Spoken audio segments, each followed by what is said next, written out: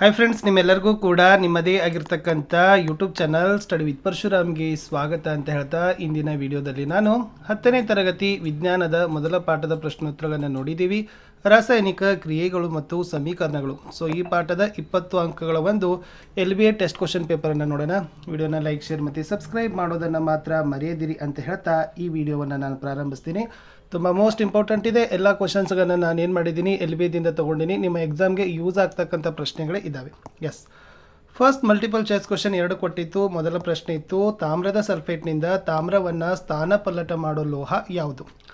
A ಚಿನ್ನ, B ಬೆಳ್ಳಿ, C ತಾಮ್ರ, ಡಿ ಕಬ್ಬಿಣ. ಆಪ್ಷನ್ ಡಿ ಕಬ್ಬಿಣ ಇಸ್ ದ ರೈಟ್ ಆನ್ಸರ್. ಪ್ರಶ್ನೆ 2, ನೀರಿನ ವಿದ್ಯುತ್ ವಿಭಜನೆ ಕ್ರಿಯೆಯಲ್ಲಿ ಕ್ಯಾಥೋಡ್ನಲ್ಲಿ ಬಿಡುಗಡೆಯಾಗುವ ಅನಿಲ dash. A oxygen, B hydrogen, C chlorine, D nitrogen. ಸರಿಯಾದ ಉತ್ತರ ಆಪ್ಷನ್ ಬಿ ಹೈಡ್ರೋಜನ್ ಅನ್ನೋದು ಸರಿ ಇದೆ. ಇನ್ನು 1 ಅಂಕದ ಪ್ರಶ್ನೆಗಳು 3 ಇದ್ದಾವೆ. ಪ್ರತಿಯೊಂದಕ್ಕೆ ಸರಿಯಾದ ಉತ್ತರಕ್ಕೆ 1 ಅಂಕ, 3 ಪ್ರಶ್ನೆ 3 ಅಂಕ. ಪ್ರಶ್ನೆ 3, ರಾಸಾಯನಿಕ ಕ್ರಿಯೆ ಎಂದರೇನು? ಉತ್ತರ, ಪರಮಾಣು ಮತ್ತು ಅಣುಗಳು ಪುನರ್ ಸಂಯೋಜನೆಗೊಂಡು ಹೊಸ ವಸ್ತುವನ್ನು ಉಂಟು ಮಾಡ್ತಕ್ಕಂಥ ಪ್ರಕ್ರಿಯೆಗೆ ರಾಸಾಯನಿಕ ಕ್ರಿಯೆ ಅಂತ ಕರಿತೀವಿ. 4ನೇ ಪ್ರಶ್ನೆ, ರಾಸಾಯನಿಕ ಸಮೀಕರಣವನ್ನು ಏಕೆ ಸರಿದೂಗಿಸಬೇಕು? ಉತ್ತರ, ರಾಶಿ ಸಂರಕ್ಷಣಾ ನಿಯಮವನ್ನು ಸಮರ್ಥಿಸಲು ವಸ್ತುಗಳನ್ನು ಸೃಷ್ಟಿಸಲು ಸಾಧ್ಯವಿಲ್ಲ, ಲಯಗೊಳಿಸಲು ಸಾಧ್ಯವಿಲ್ಲ. ಪ್ರತಿವರ್ತಕಗಳ ಒಟ್ಟು ರಾಶಿಯು ಉತ್ಪನ್ನಗಳ ಒಟ್ಟು ರಾಶಿಗೆ ಸಮವಾಗಿರಬೇಕು ಅಂತ ಇದೆ. ಸೊ ನಾವು ಕನ್ನಡ ಆಗಿರ್ಬೋದು, ಇಂಗ್ಲೀಷ್, ಹಿಂದಿ, ಸೈನ್ಸ್ ಮತ್ತು SS ಎಲ್ಲ ಪಾಠದ ಅಭ್ಯಾಸ ಪ್ರಶ್ನೋತ್ತರಗಳ ವಿಡಿಯೋಗಳು ಬರ್ತವೆ.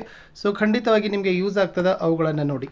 ಪ್ರಶ್ನೆ 5, ಕ್ಯಾಲ್ಸಿಯಂ ಆಕ್ಸೈಡ್ ನೀರಿನೊಂದಿಗೆ ವರ್ತಿಸಿದಾಗ ಉತ್ಪತ್ತಿಯಾಗುವ ಉತ್ಪನ್ನವನ್ನು ಹೆಸರಿಸಿರಿ. ಸರಿಯಾದ ಉತ್ತರ calcium hydroxide is the right answer. ಇನ್ನು 2 ಅಂಕದ ಪ್ರಶ್ನೆಗಳು. ಸೊ ಒಟ್ಟಾರೆ 4 ಇದ್ದಾವೆ, ಪ್ರತಿಯೊಂದಕ್ಕೆ 2 ಅಂಕ. ಸೊ ಒಟ್ಟು ಉತ್ತರ ಏನಿದೆಪ್ಪ ಅಂತಂದರೆ ಪ್ರತಿಯೊಂದಕ್ಕೂ ನೀವು 2 ಅಂಕದ ಪ್ರಶ್ನೆಗಳಿದ್ದಾವೆ. ಅದನ್ನು ನೀವು ನೀಟಾಗಿ ಏನು ಮಾಡಬೇಕಂತಂದರೆ ಓದಿ ಬರೀತಕ್ಕಂಥದ್ದಾಗಬೇಕು. ಸೊ ಭಾಳ ಇಂಪಾರ್ಟೆಂಟ್ ಕೂಡ ಏನಾಗಿತ್ತಪ್ಪ ಅಂದರೆ ಈ ಪ್ರಶ್ನೆ ಇತ್ತು. ಎಸ್, ಪ್ರಶ್ನೆ ನೋಡುವ, ರಾಸಾಯನಿಕ ಕ್ರಿಯೆ ನಡೆದಿದೆ ಎಂದು ನಿರ್ಧರಿಸಲು ಸಹಾಯ ಮಾಡುವ ವೀಕ್ಷಣೆಗಳು ಯಾವುವು? ಸೊ ಫಸ್ಟ್ ಒನ್, ಸ್ಥಿತಿ ಬದಲಾವಣೆ, ಬಣ್ಣದ ಬದಲಾವಣೆ, ಅನಿಲದ ಬಿಡುಗಡೆ, ತಾಪದಲ್ಲಿ ಬದಲಾವಣೆ. ಇದು ಇತ್ತು. ಇನ್ನು 2ನೇ ಪ್ರಶ್ನೆ, ದ್ವಿಸ್ಥಾನ ಪಲ್ಲಟ ಕ್ರಿಯೆ ಎಂದರೇನು? ಉದಾಹರಣೆ ಕೊಡಿ. ಇಲ್ಲಿ ಪ್ರತಿವರ್ತಕಗಳು ತಮ್ಮ ಅಯಾನುಗಳನ್ನು ಪರಸ್ಪರ ವಿನಿಮಯ ಮಾಡಿಕೊಳ್ಳುವುದರಿಂದ ಉಂಟಾಗೋ ರಾಸಾಯನಿಕ ಕ್ರಿಯೆಗೆ ನಾವೇನಂತೀವಿ? ದ್ವಿಸ್ಥಾನ ಪಲ್ಲಟ ಕ್ರಿಯೆ ಅಂತ ಕರಿತೀವಿ. For example, NaSO4 plus BaCl2 it gives to BaSO4 plus 2 NaCl is the right answer. 8ನೇ ಪ್ರಶ್ನೆ, ರೆಡಾಕ್ಸ್ ಕ್ರಿಯೆ ಅಂದರೆ ಏನು? ಒಂದು ಉದಾಹರಣೆ ಕೊಡಿ. ಉತ್ತರ, ಉತ್ಕರ್ಷಣೆ ಮತ್ತು ಅಪಕರ್ಷಣ ಕ್ರಿಯೆಗಳನ್ನು ಒಮ್ಮೆಗೆ ಜರುಗತಕ್ಕಂಥ ರಾಸಾಯನಿಕ ಕ್ರಿಯೆಗೆ ನಾವೇನಂತೀವಿ? ರೆಡಾಕ್ಸ್ ಕ್ರಿಯೆ ಅಂತ ಕರಿತೀವಿ. For example, ZnO plus C it gives to Zn plus CO ಅನ್ನೋದನ್ನು ಒಂದು ಸಮೀಕರಣ ನೀವು ಬರಿಬೇಕು. ಇನ್ನು ಸಂಕ್ಷಾರಣವನ್ನು ತಡೆಗಟ್ಟತಕ್ಕಂಥ ಕ್ರಮಗಳನ್ನು ಬರೀರಿ. ಇಲ್ಲಿ ಬಣ್ಣ ಬಳೆಯೋದು, ಗ್ರೀಸ್ ಹಚ್ಚೋದು, ಎಣ್ಣೆ ಸವರೋದು, ಆ್ಯನೋಡೀಕರಣ, ಸತ್ವಿನ ಲೇಪನ ಮಾಡೋದು ಮತ್ತು ಮಿಶ್ರಲೋಹಗೊಳಿಸೋದು.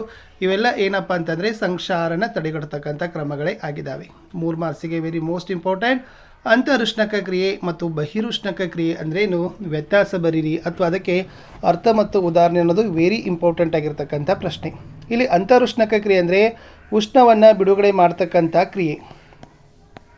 ಇನ್ನು ಬಹಿರುಷ್ಣಕ ಕ್ರಿಯೆ ಅಂದರೆ ಉಷ್ಣವನ್ನು ಹೀರಿಕೊಳ್ತಕ್ಕಂಥ ರಾಸಾಯನಿಕ ಕ್ರಿಯೆ. ಅಂತರುಷ್ಣಕ ಕ್ರಿಯೆಗೆ ಉದಾಹರಣೆ CaCO3 ಹೀಟ್ ಕಾಯಿಸಿದಾಗ it gives to CaO plus CO2. But ಬಹಿರುಷ್ಣಕ ಕ್ರಿಯೆ ಅಂದರೆ CH4 plus 2O2 it gives to CO2 plus 2H2O plus ಶಾಖ ಅನ್ನೋದನ್ನು ನೀವೇನು ಮಾಡಬೇಕು? ಬರಿಬೇಕು. ಇನ್ನು ಲಾಸ್ಟ್ 4 ಅಂಕಕ್ಕೆ ಹೇಳಿಕೆಗಳನ್ನು ಕೊಟ್ಟಿದ್ದೀವಿ. ಸರಿದೂಗಿಸಿದ ರಾಸಾಯನಿಕ ಸಮೀಕರಣಗಳನ್ನು ಬರಿಬೇಕು. ನಿಮ್ಮ ಎಕ್ಸಾಮ್ಗೆ ಇವೇ ನಿಮಗೆ ಪ್ರಶ್ನೆಗಳು ಭಾಳ ಬರೋದು.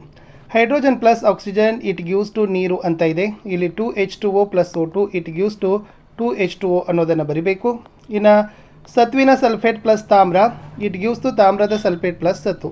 ಇದು ZnSO4 plus Cu it gives to CuSO4 plus Zn.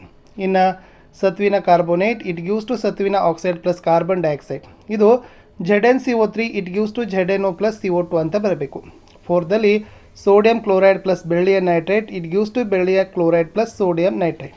ಇಲ್ಲಿ NaCl plus AgNO3 it gives to NaNO3 plus AgCl ಅಂತ ಉತ್ತರ ಬರೀಬೇಕು. ಇಷ್ಟು ಸೈನ್ಸ್ನ ಫಸ್ಟ್ ಪಾರ್ಟದ LBA ಕ್ವಶನ್ ಪೇಪರನ್ನು ಹಾಕಿದ್ದೀನಿ. ತುಂಬ ಮೋಸ್ಟ್ ಇಂಪಾರ್ಟೆಂಟ್ ಆಗಿರ್ತಕ್ಕಂಥ ಕ್ವಶನ್ ಪೇಪರ್ ಇತ್ತು ಅಂತ ಹೇಳ್ತಾ ವಿಡಿಯೋನ ಲೈಕ್, ಶೇರ್ ಮತ್ತು ಸಬ್ಸ್ಕ್ರೈಬ್ ಮಾಡೋದನ್ನು ಮಾತ್ರ ಮರೆಯದಿರಿ. ಪ್ರತಿ ಪಾಠದ ಪ್ರಶ್ನೋತ್ತರಗಳಿದ್ದಾವೆ, ಅವುಗಳನ್ನು ನೋಡಿದರೆ ಖಂಡಿತವಾಗಿ ನಿಮಗೆ ಯೂಸ್ ಆಗ್ತದೆ ಅಂತ ಹೇಳ್ತಾ ಸಿಗ್ತೀನಿ ಹೊಸ ಪಾಠದ ವಿಡಿಯೋದೊಂದಿಗೆ. ಅಂಟಿಲ್ ಟೇಕ್ ಕೇರ್, ಬಾಯ್.